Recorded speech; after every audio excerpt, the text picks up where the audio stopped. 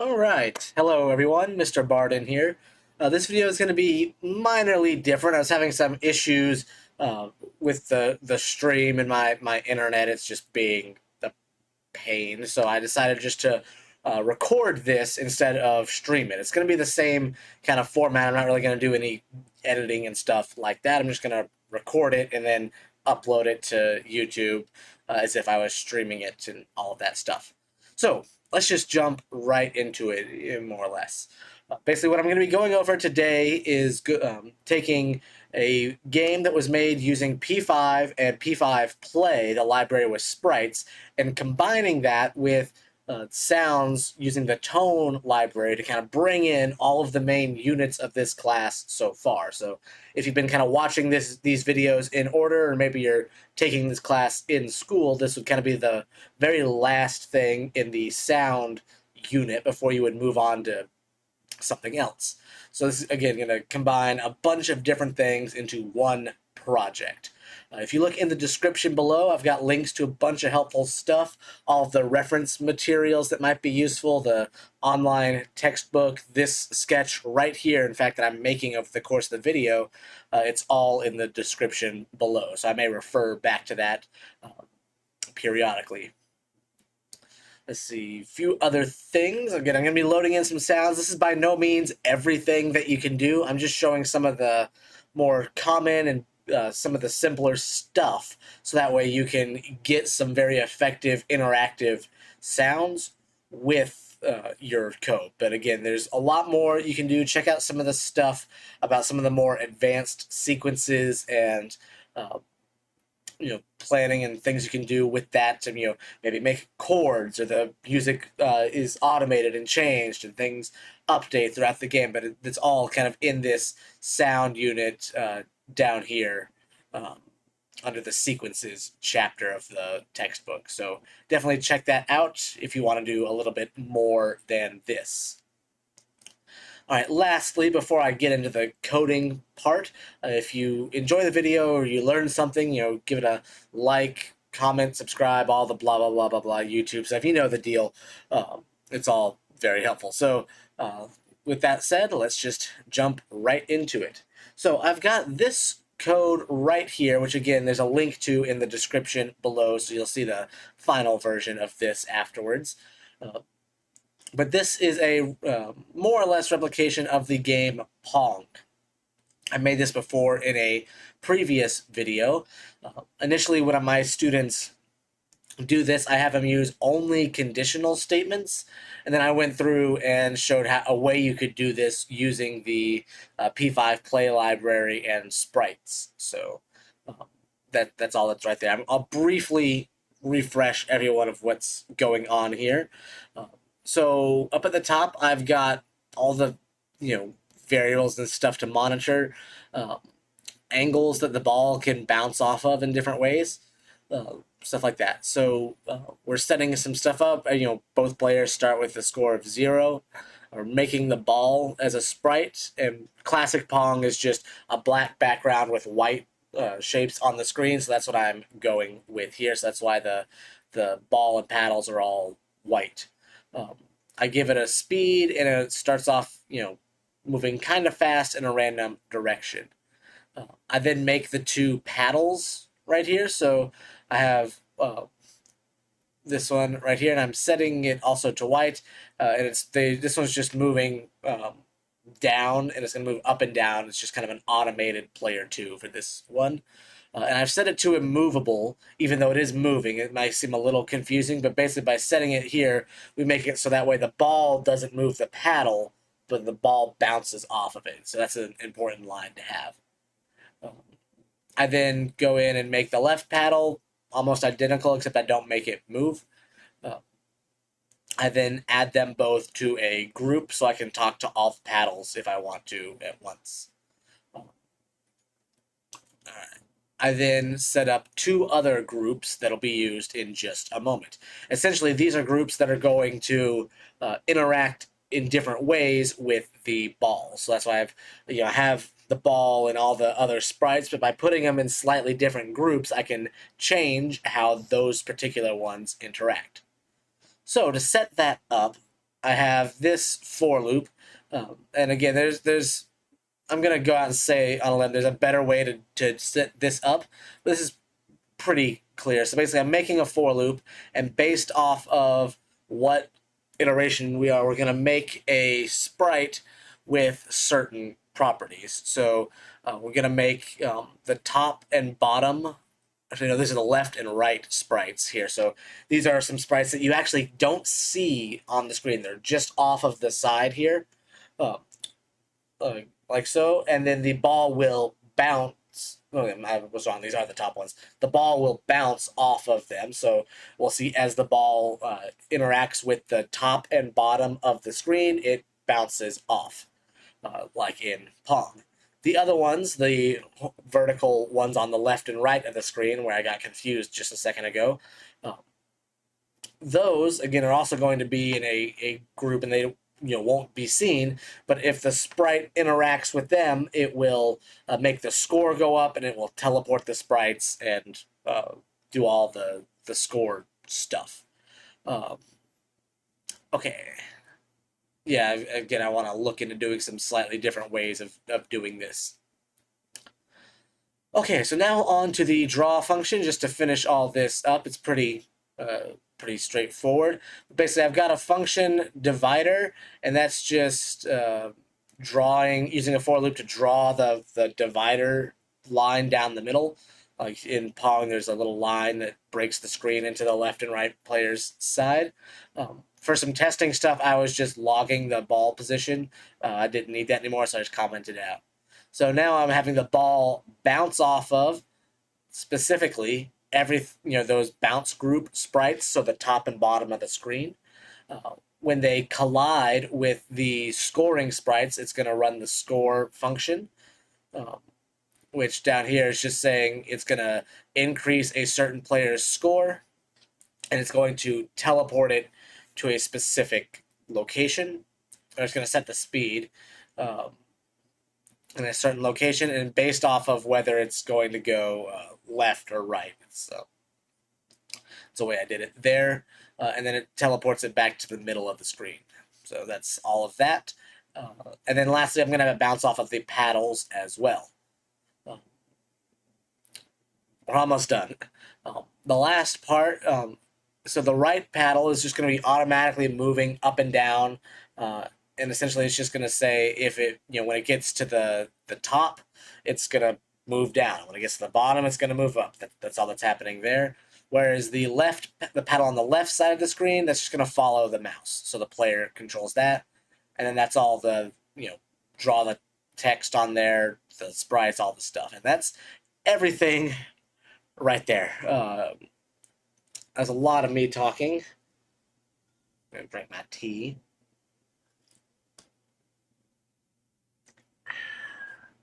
Okay, so that's that. That was, again, a lot of me talking, breaking down everything in this code, because you may not have seen it before, or if you did, it's been a long time, and I was hoping to give you a bit of a refresher.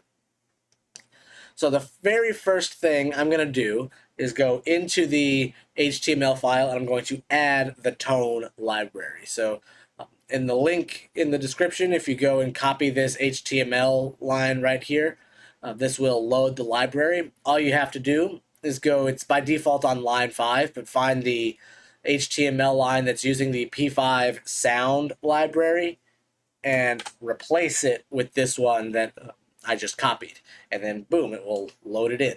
Basically, p5 sound is using tone to do all of its things, but we're just using regular tone. So if we have both of them, they'll fight each other, because you'll have a bunch of things defined, multiple times, and it'll be a problem. So I'm just gonna do it like that. So now tone is loaded. The next thing I'm going to do is load in some sound files. So upload file. Let's see. I want to use these. Yoink. I'm just going to stick them right there. Boom. Okay. And we're going to start with the sound files first. So again, because we're loading in external files, we're going to want to do this in function preload. And now I'm just going to set up a multiplayer to play all the stuff. So multiplayer, right there.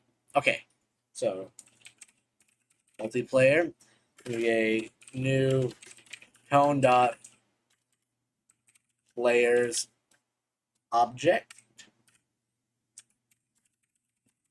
I'm just going to send that right to the speakers. All right, so let's see. When we score a point, we will play point.mp3, and when we bounce, we will play bonk.mp3. All right, and there we are. So I've just loaded in these two sounds right here just as files, and I'm saying, hey, we're going to load them into this player, and then we can tell it to play a specific sound. Maybe you wanted to change the sound. Maybe I wanted to do a reverb up here, so we could be, reverb. Um, reverb equals new tone.js reverb dot to nation.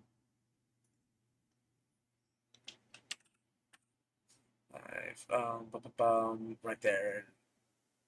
Actually, I'm gonna swap that, and I'll just say down here.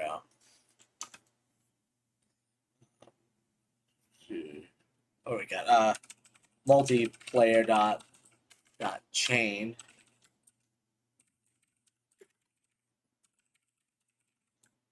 and tone dot destination. There we are. So basically, I've just gone in and said, tidy that up, that we're gonna load in these sounds, and I'll give them a little bit of reverb. So this is just saying that you can affect any of these sound playbacks with the effects and processes that we learned about in the class. You don't have to just play them. You can do all of the processing to get whatever you want to have done. So that's what I'm going to do right there. All right, I'm just making sure I didn't have something I missed and get an error. So here's the gameplay normally. So again, we've got all the sounds loaded. You can see that it's the ball's moving off. There we go. That's kind of happening automatically. It bounces off of the top and bottom and the paddles, and it kind of picks a random angle to bounce off at. Boing. And we go from there, and as it moves a little bit past the edge, it will eventually score, and there you go. So let's set up this sound playback. So as we scroll down, I've got a few things. So I'll start with the collide. This will play that bonk noise because I've already got the function right there. So this is a callback function to say whenever the sorry, this will be the score sound, not the bonk. But whenever this bounces off of the correct thing, it's going to run this function. And it just so happens that this is when we want a sound to happen. So I'm just going to stick at the beginning of this function. We are going to say multiplayer dot player score. Is that what I called it?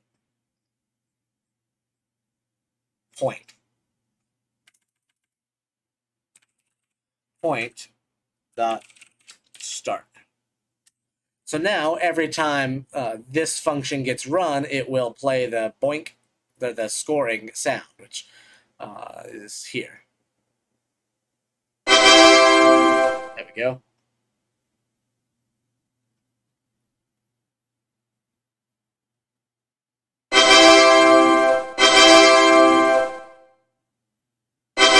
We get the idea. So that might get real annoying as you play, but again, that's just you trying to work out your sounds, and you can adjust this however you want. You can maybe set up a different trigger or a different, type of sound thing that gets played. It kind of really depends.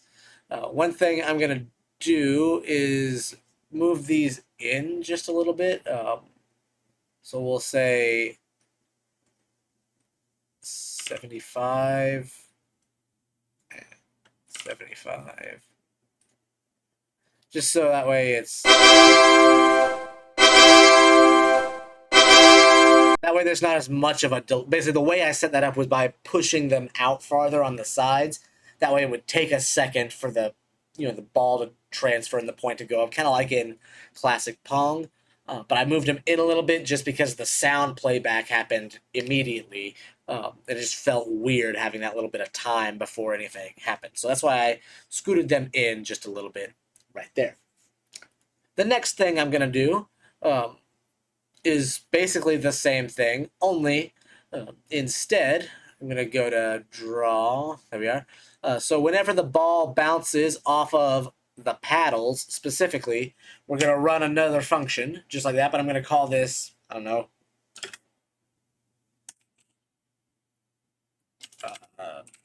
return. No, that's a bad idea. I'm going to be real creative and just call it bounce sound. And we'll go from there. So this is only going to happen whenever the ball bounces off of the paddles.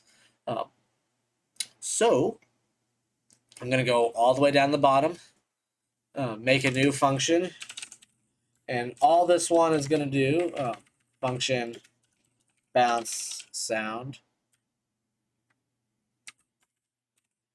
And all this will do is multiplayer dot player dot start, and we're going to specifically play, and what did I call it? Bounce. There we go. So now, just to play this bit by bit.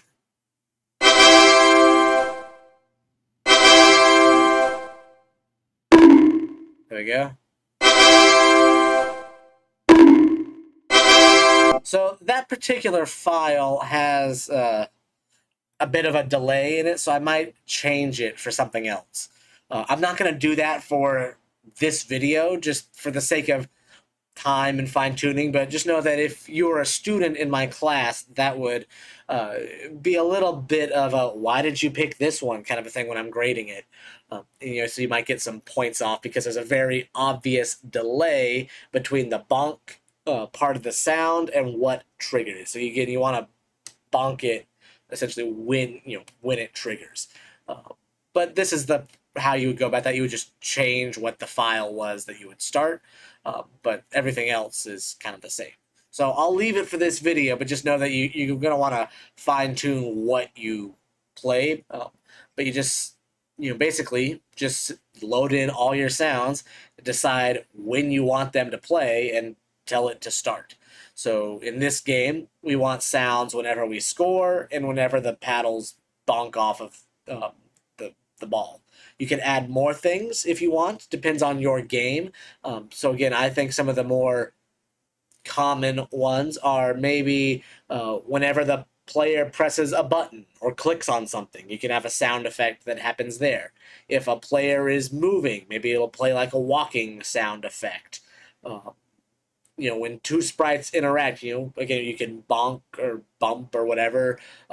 You could swap it. Maybe a metal thing hits a metal thing, so you changed up and played a different sound. It really is just limited by your creativity and then what you're doing in the game.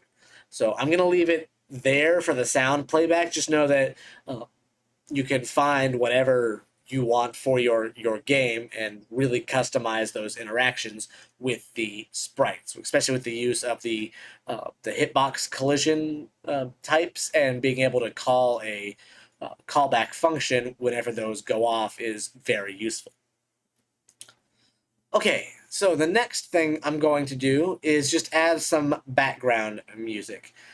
So again, this is kind of the last thing we go into in my my class this year, but we'll be adding some synthesizers into this just to have it play the background music. So let's do that. I'm going to just copy this, to be completely honest, but I'll go through what we're doing. So I like to do this in preload. You don't have to; it'll work fine in setup. But I just like to get all of my stuff ready to go. So you need uh, the variable that's gonna hold this object. So synth, and it's gonna be a new tone.synth. You can then specify what the oscillator type is. It could be sine. I'm gonna do square just for fun. But there's a whole bunch of stuff you can check out the synth and uh, the oscillator types and all that, and look at all that in the reference material. And I'm just going to send this to the destination. I'm not going to do any effects processing on it, but you could. It just depends on what kind of sound you're looking for. So there's the first one. I'm then going to, let's see, melody 1, melody 2. There we go. And I'm going to make all of this. So actually, I'm going to change this. Let melody 1 be an empty array. And we're also going to let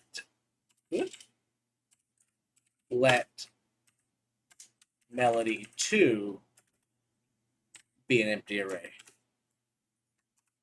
So this is going to be what's going to store our notes. So for now, let's build it all up, and then we can add the notes in a second. So we're going to need the sequences. Sequence 1, sequence 2. There we are. So I'm also going to copy this just for the sake of time, but I'll, again, break down all of that stuff that I'm going to copy. So there it is. Again, all this is in the textbook. There we are. So, and I just abbreviated sequence. And that was sequence 2.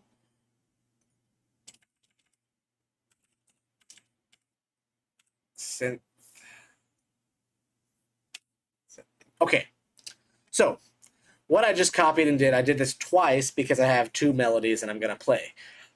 The reason I'm doing this is because I want to have the ability to change the background music and just have different stuff happen. So I have 2 sequences that are going to play. One's going to play one melody, the other's going to play the other. What we have here is we can say it's a new tone.sequence. The first argument, which is all of this, is a function. This function does not have a name, and in fact, this is even a little bit of a longhand way to write this, to be completely honest. But it's just going to make a local function that's going to happen every time the sequence ticks. The sequence is going to be happening at the click of a clock. So do something, do something, do something, do something, do something. That something is just whatever we tell this function to be. And what this function is, it's going to take the time, which is just for the sequence, and then the note.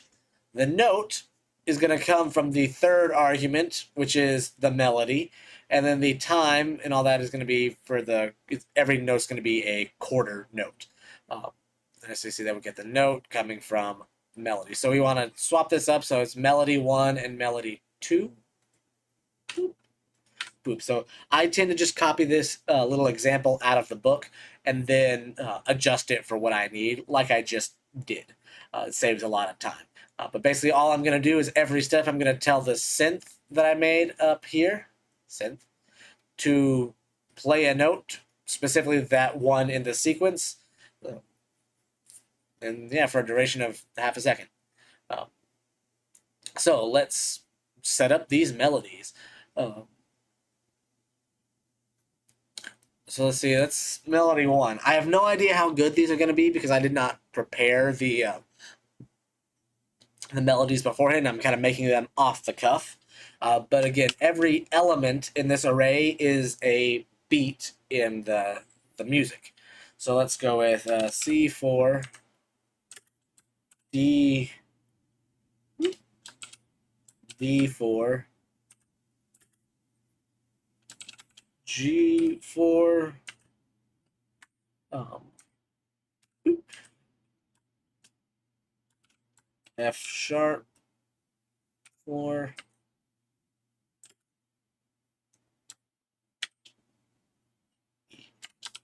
E4. I'm just kind of picking some random stuff.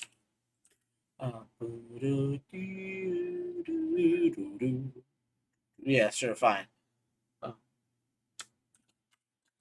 B, B4. I will leave it there. So this is just going to go play the notes here. So every B, so C4, D4, G4, F sharp, E, B4, C4, do do do do do do do do do do do do do do do do do, and that's kind of what's going on. In fact, 1, 2, 3, 4, 5. Let's make it. Let's let's make this A3, B2, A3.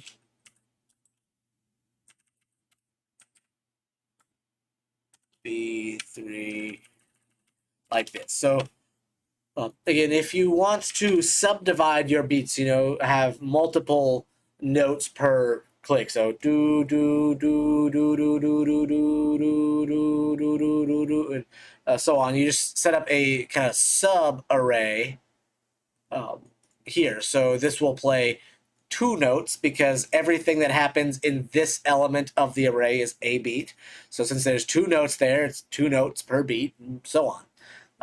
In fact, I just can't count. I wanted this to be in 4, so let's take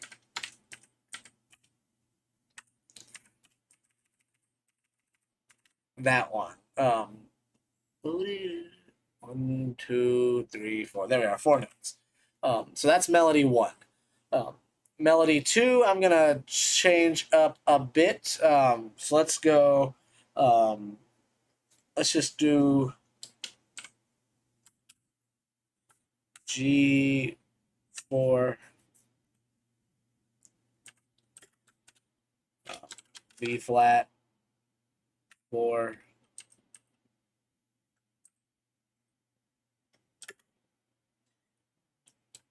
B flat 4,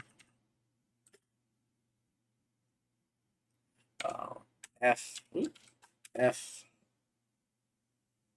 I'm sorry, this should be D flat 5, F5, F5, and then going back. I'm sorry, I'm like thinking all this in my head. C5, A flat 4. Okay, so I've got this set up. This will do do do do do do do do do do do do. It changes up the division and also the harmonic language so that because of how I want to use this. So basically, I've just got two very different things going on right here at the same time. Um, two very different melodies. So we're almost ready to play them. So I'm just gonna say tone.transport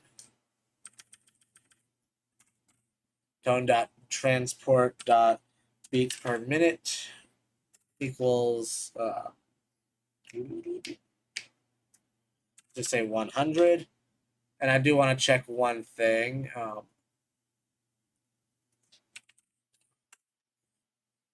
Tone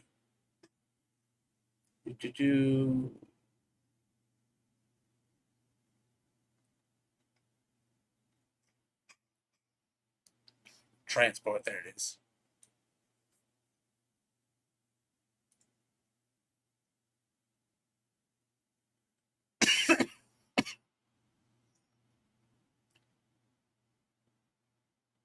Okay, that's it. Tone.bpm.value. So this wasn't working in a previous thing, and this is what I thought it was. They changed how some of this works. So dot value. So now we can change the beats per minute there. That's great. Tone dot transport dot start. So basically, I mentioned that the sequence and the melody is going to happen with a clock. Do do do do. All right, that's going to be in the background controlling a lot of this. We have to tell that clock how fast to tick. So on line 43, I'm telling it to click at a value of 100 beats per minute. So that'll be there, and then we are just starting that clock. We don't even have to start it. We can start it in a different like setup or something. But I'm going to leave it there because we only have to start it once for this. In setup, what I'm going to do is I'm just going to, after we make all the stuff, I'm just going to tell it sequence 1 dot start. So we'll have that right there. It's just going to start automatically with that first little melody that we made.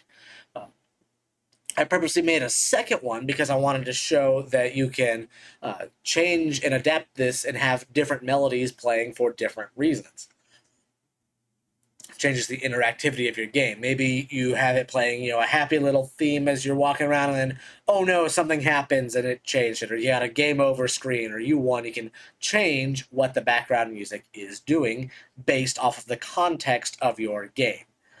So that's pretty useful. To do that, though, I'm going to make a new function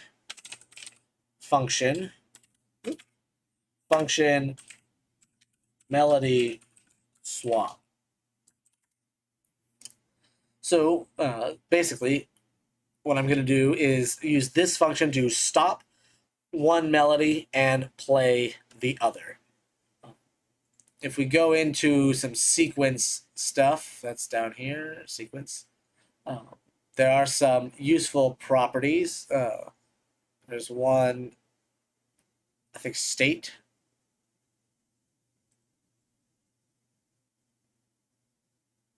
I think this is the one we want. I'm just going to look and check here. Basically, we just want to see if it's playing. Length. Progress sample size. Clear.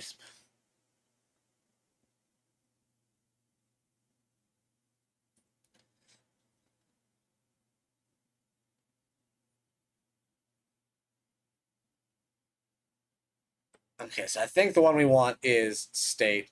I'm just looking because I wasn't 100% sure at the time. I'm just going to scroll through this one more time.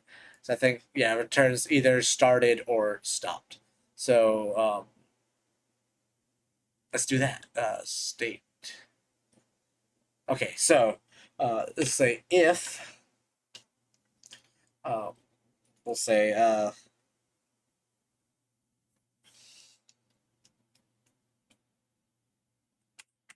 the melody, if,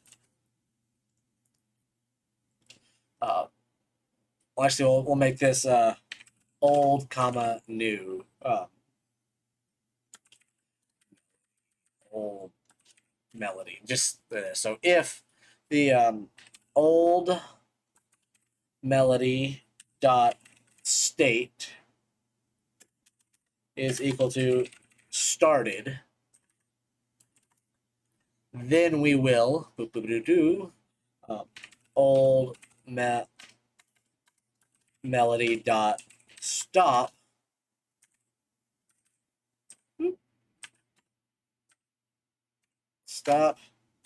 new melody dot start.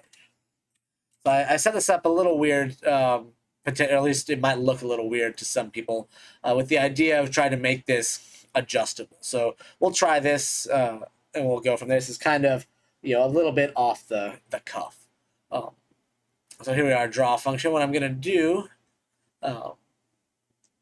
is I'll do this here after we're doing stuff with the text. So we'll say if, let's see, I just want to make sure that's the right function. Oh, go that good way. Reference.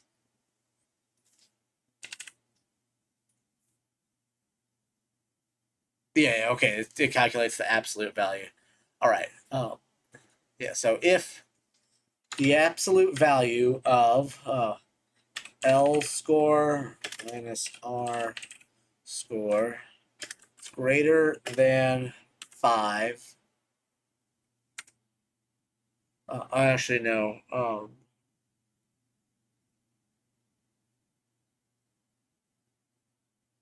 This could be a problem in how I'm setting it up here. So, okay. So I don't want to do this in draw. This will be a problem because of the way it works. I'm going to swap to the score part right here. So we'll say after the ball transports, we'll put it here. So because we're also adjusting the score. If that's greater than 5, then melody, what I call this, melody swap. Yeah. Melody swap with, let's see, this was sequence 1 was the old one, sequence 2 is the new one. So I'll have that there. L. So I want them to be able to swap back if the score is less. So L. Well, that should actually work because otherwise it'll just. Let's see what this does.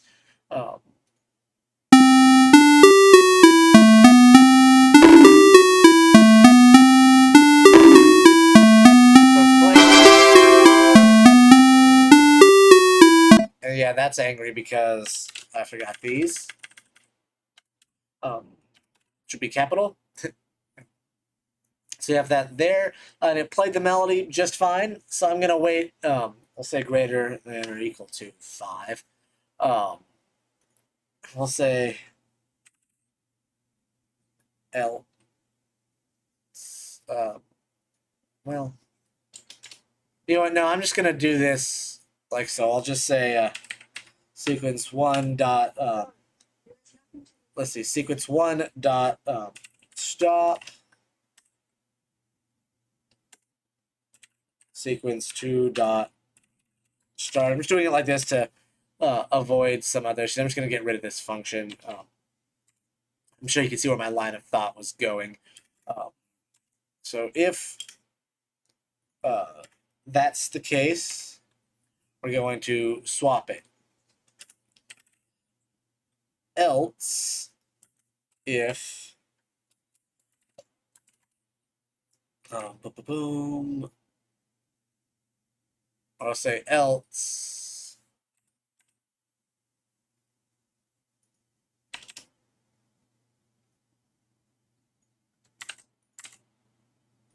We'll stop the other one and play this one. This may be a bit of an issue, but let's see.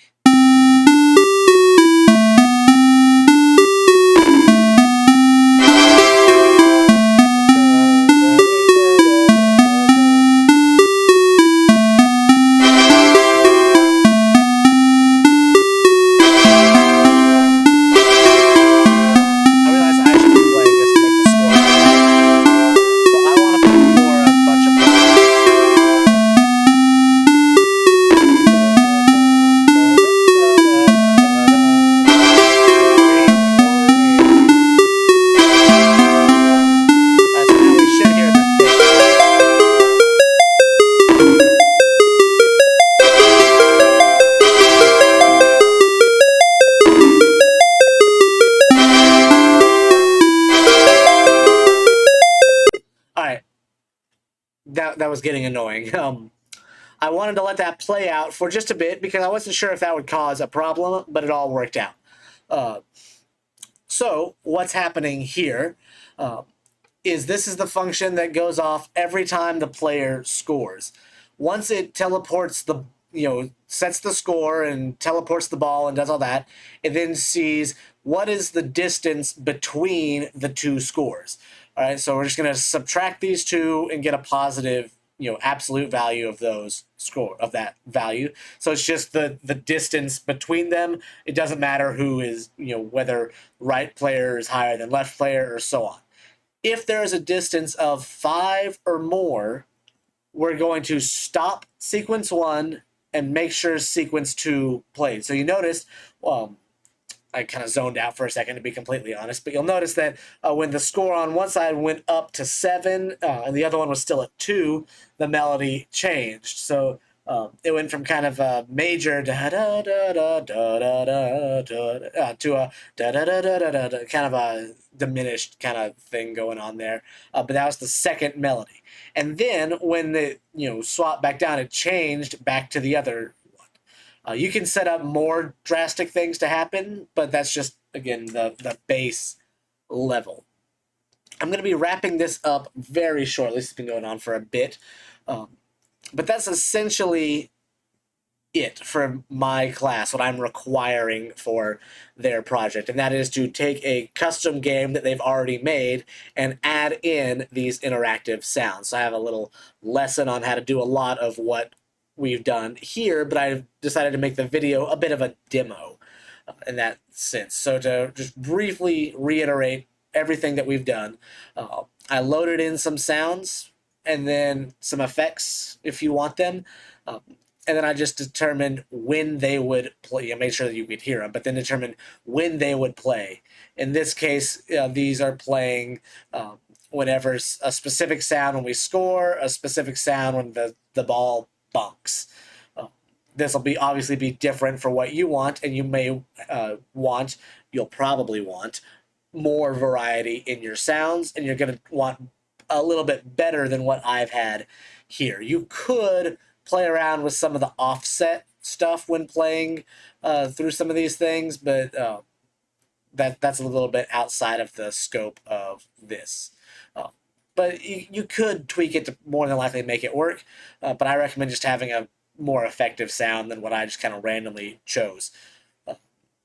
The other thing I added was the synthesizer, which is up here. I just did it all in preload. There it is. And I gave it a specific sound. You could change that to be whatever you want it to be of the different waveforms. I loaded in 2 different sequences. Each one is playing a different melody, but they're both using the same synthesizer. Those melodies are up here.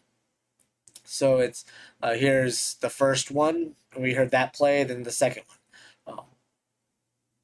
And then that's just changed, like I just mentioned down below, based off, it's either going to play or I should say it starts by playing the first one by default, and then it alternates between them based off of what the difference in score is. So it's either going to play the first one or the second one, and it'll just go back and forth.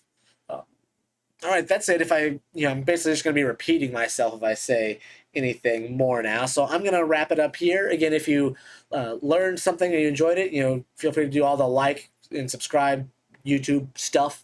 If you're using this for your own game, I'd love to see what you make. So put a link to that in the comments. I love checking those out. All right, that's going to be it from me, and I'm going to see you all the next time that I see you. Bye.